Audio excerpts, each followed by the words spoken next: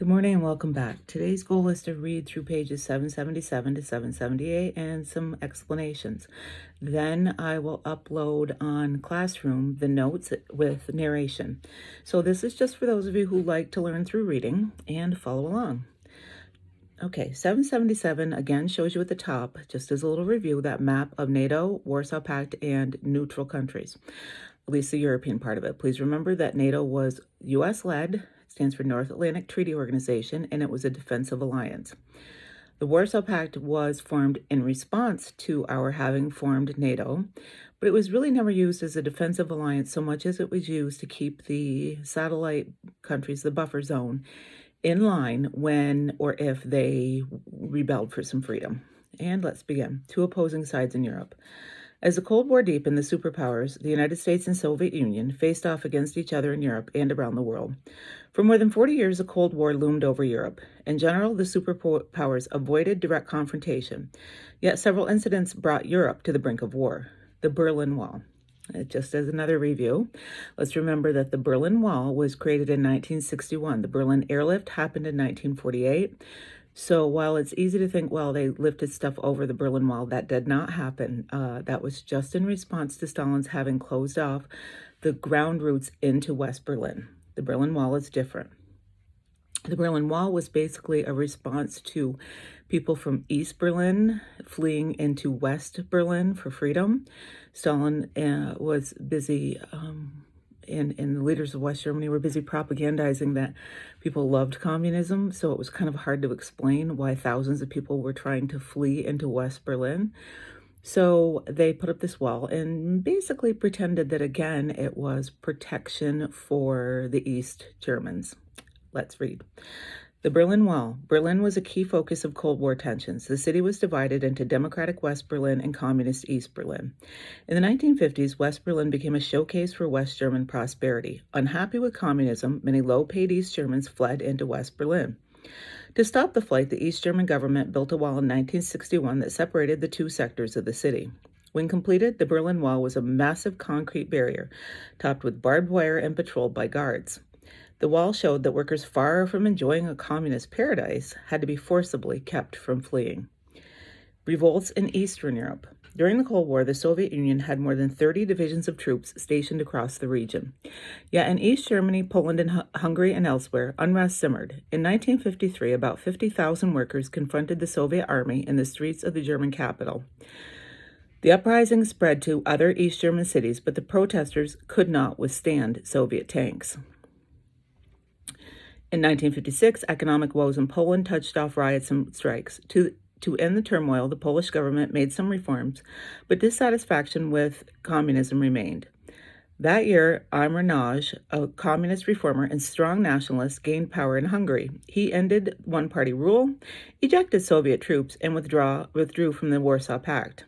In response, the Soviet Union invaded Hungary and ended the reforms, and Nagy was later executed. So, what the regents want you to know is that anytime there was rebellion through the 1950s and 60s against the Soviet Union, people, what the Soviet Union responded with was some tanks and dead. So if they asked for freedom, just remember it was crushed. Any signs of sort of dissent were absolutely crushed. They would bring in tanks and kill people. Back to the book. In early 1968, Czechoslovakian leader Alexander Dubček introduced greater freedom of expression and limited democracy. This movement of freedom became known as the Prague Spring. Now, as an aside that we haven't really gotten to yet, that is where the term Arab Spring that we will encounter later on this year came from too. So they borrowed that from this. Soviet leaders feared that democracy would threaten communist power and Soviet domination. Once again, the Soviets responded with force, sending Warsaw Pact troops to oust means kick out, Dubček, and end the reforms. The nuclear arms race. One of the most frightening aspects of the Cold War was the arms race. Each side wanted to be able to withstand an attack by the other. At first, the United States, which had the atomic bomb, was the only nuclear power. By 1949, however, the Soviet Union had also developed an atomic bomb. By 1953, both sides in the Cold War had developed the far more destructive military technology, the hydrogen bomb. The balance of terror. The United States and the Soviet Union spent vast sums to develop new, more deadly nuclear and conventional weapons.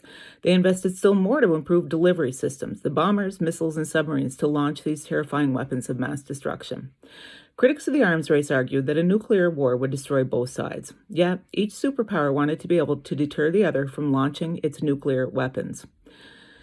By the 1960s, the terrifying possibility of nuclear war led to the idea of mutually assured destruction, MAD, which meant that if one side launched a nuclear attack, the other side would retaliate in kind and both sides would be destroyed. Even though MAD might discourage nuclear war, the fear of such a conflict haunted the world. In the words of Winston Churchill, the balance of power had become a balance of terror. Disarmament talks. To reduce the threat of nuclear war, the two sides met at disarmament talks. Although mutual distrust slowed progress, the rival powers did reach some agreements. In 1963, they agreed to the Nuclear Test Ban Treaty, which prohibited the testing of nuclear weapons in the atmosphere. In 1969, the United States and the Soviet Union began the Strategic Arms Limitation Talks, SALT, to limit the number of nuclear weapons held by each side. In 1972 and 1979, both sides signed agreements setting these limits. In 1991, the United States and Russia, now why would it be Russia instead of the Soviet Union? Because by this point, the Soviet Union had broken up. So that's jumping ahead a little bit. So let's go back. In 1991, the United States and Russia negotiated a Strategic Arms Reduction Treaty, which has been renewed in recent years. These START agreements led to the removal of a large number of nuclear weapons. Now, I do think I read somewhere in the news recently where I'm not sure they have been renewed under President Trump. Maybe I'll have to look that up. An era of détente. Okay, détente is a thaw in the Cold War. So if you think of the Cold War as being the United States and Soviet Union hating each other, it's where they almost got along. Okay.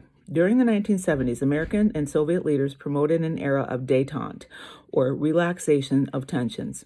Détente brought new agreements to reduce nuclear stockpiles as both sides turned to diplomacy to resolve issues. And diplomacy is one of those words that they keep using in the book. It's been used on the Regents a few times. Diplomacy is when you talk things out rather than resorting to force. The era of détente ended in 1979 when the Soviet Union invaded Afghanistan. We will spend some time looking at that as one of the Cold War hotspots, the Cold War wars that broke out. And finally, on the top of 779 for this segment, limiting the spread of nuclear weapons. By the late 1960s, Britain, France, and China had developed their own nuclear weapons. By then, many world leaders were eager to stop the spread of nuclear weapons, but in 1968, dozens of nations signed the Nuclear Non-Proliferation Treaty, NPT. They agreed not to develop nuclear weapons and cooperate in the peaceful use of nuclear energy. So proliferation means to multiply. So anything that's non-proliferation almost always will have to do with nukes. And it's simply saying that they agreed not to develop or spread nuclear weapons. So we're going to take a break there. I will put up the notes that match with narration, and then we will try a practice question as well.